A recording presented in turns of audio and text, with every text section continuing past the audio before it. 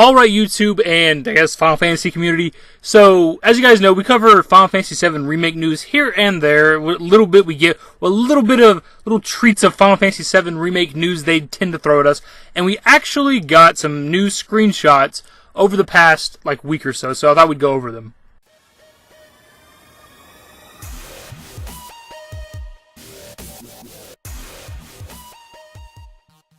Now, you might be thinking that screenshots don't reveal a whole lot, and that's mostly true, but these actually reveal quite a few little small details that actually give us a lot of details about how the game is going to work and play out. The first screenshot is right here, and this is just a screenshot taken from the beginning section of the game where you're breaking into the Mako reactor in Midgar, and you fight that giant red scorpion at the end, which we actually have a screenshot for as well after this. But this actually reveals a few little details. For starters, Cloud is hiding behind something. Now, this is something that they actually introduced with Final Fantasy 15, and some people are a little upset about this, a little triggered, if you might, about the fact that it's going to be this kind of same gameplay mechanics, but I can't remember the guy's name, and I apologize, because Japanese names are hard for me to pronounce anyways. He said what they were trying to go for here is the beginning section of Final Fantasy 7, you're actually breaking into the Mako reactor, so they thought, why not make it a stealth mission? And I kind of agree with that. And they said that you can, if you want to, you can pop out from behind that box and attack those guys. You don't have to sneak around, the Mako reactor and all that shit. You can fight, you can run through and just fight everything you want, if you'd like to. But I think it's cool to incorporate the stealth stuff, because what little bit of stealth shit we had in Final Fantasy 15, I actually really enjoyed because it was something fucking new for the Final Fantasy series. Another thing to take away from this screenshot is the action menu in the bottom left corner. For starters, you have the ability to switch over to different menus. There's a left trigger and a right trigger to go over to something else. Now, we don't know what that is yet. Some speculation I've heard is the ability to actually finally be able to control your companion, your teammates, again, because it seems like we haven't been able to do that for a long time. Obviously, with 13, you couldn't do it. You could only control whoever the main character was of that section of the story, and if they died, you fucking got a game over, which made no fucking sense, even though you had a 99 Phoenix Downs. With 15, I don't think you could actually control the characters, but you could have them use items and maybe certain abilities, but you couldn't actually switch over to use them, if I remember correctly. I could be wrong on that.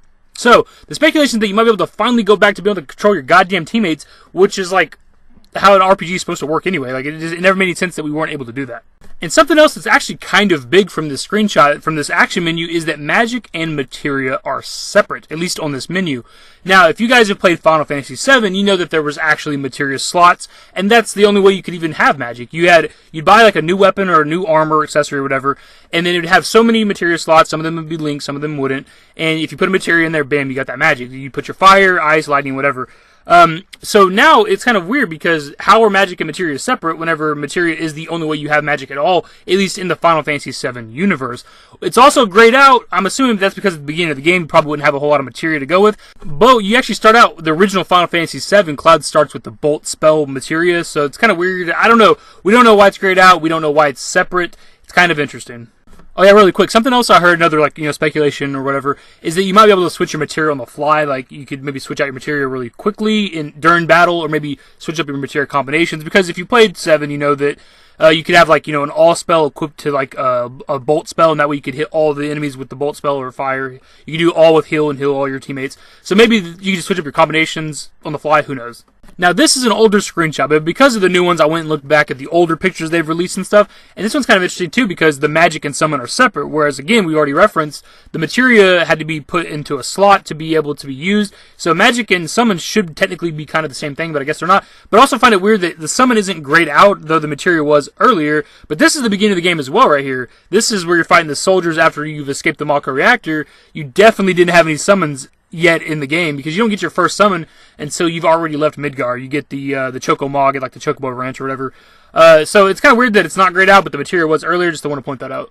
And this is the other screenshot that was released, and there's actually quite a bit going on in this one as well that most people probably wouldn't catch on to. For starters, if you look on the ground, there's actually circles indicating maybe that an enemy's going to attack that area, so don't be in there. So that's kind of interesting. And I'm wondering if maybe we'll get the ability to dodge or roll or something like that. They had that ability in Final Fantasy 15. You could parry attacks, you could dodge attacks, you could roll dodge, all that shit. So hopefully, because we know it's going to be an action-oriented Final Fantasy, much like Final Fantasy 15. So that'd be kind of a good way, because if enemies have area attacks, you'd almost have to be able to roll dodge in order to get out of that area, depending on how long the attack takes, of course. Now, I actually learned about these screenshots from a YouTuber by the name of Maximilian Dude. Pretty cool guy. I've watched some of his videos since this. but I guess it popped up because it's Final Fantasy 7 related, and that's kind of how it came up in my suggested, I guess. Now, he actually talks about the limit break gauges. I'm going to play the clip for you guys really quick and then give my thoughts on it because I kind of disagree with what his thought process is.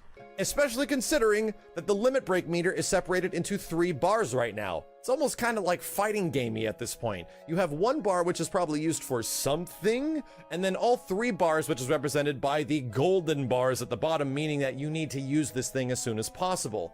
I hope that limits are somehow joined up with other team members and rosters, but there is something that's different from the limit break system that we remember before, because it was 1 bar that filled up to the top and then you used it and that was it.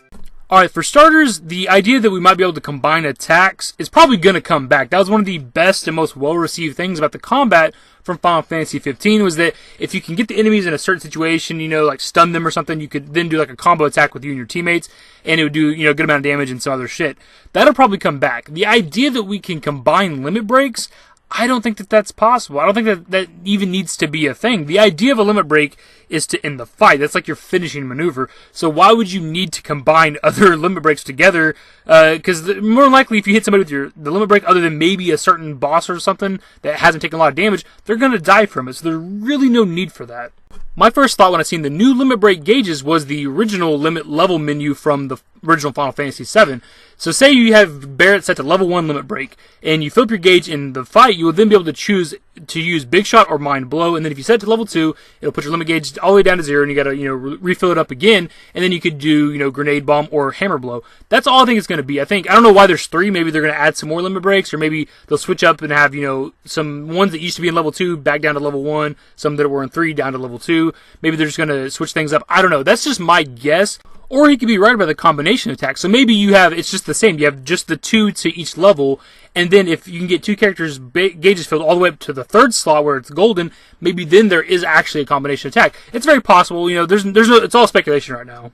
Something else to take note of from this screenshot is underneath Cloud's MP gauge is the actual level 1 thing that could be. I'm guessing that's an indication of the limit break since there's only 1 gauge filled. And again, that level 1 could be an indication of limit level 1 like we've seen from the previous menu, or it could just be the first level of whatever the new limit break gauge thing is. One pretty cool but small detail, according to Nomura, is that we're going to be able to destroy the environment during at least boss fights. I don't know if it's going to be able to be incorporated into regular fights as well, but during boss fights you can destroy a lot of the environment. I don't know how exactly that's going to come into gameplay. Maybe you can explode things and like damage them more, or knock things over and use it as cover. I don't know, but it sounds pretty damn cool. And some recent, like, good but bad news is that at this recent trade show where they revealed those screenshots, Nomura actually had a trailer for us, a trailer to reveal to everybody, but the last minute Square Enix or Sony or whoever told them not to and just to show some screenshots. And it's bad because obviously we didn't get the fucking trailer, but that means there is a trailer to show.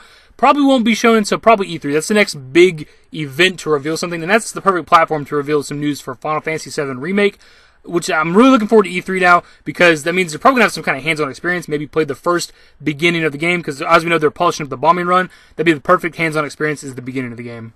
Anyways, guys, that's all I got for you today on Final Fantasy 7 Remake news. Anytime there's anything, I'm going to cover it, even if it's something as simple as a screenshot, because as this video shows you, a simple screenshot can reveal a lot of things. Anyways, guys, if you went on to enjoy the video, if you're hyped for Final Fantasy 7 Remake news, give the video a thumbs up, subscribe to the channel if you guys are new, follow me on Twitter, links to my social networks are in the description, and in the outro, later. Conclusions, all the things that we thought we were losing. I'm a ghost and you know this. That's why we broke up in the first place. 'Cause I want you.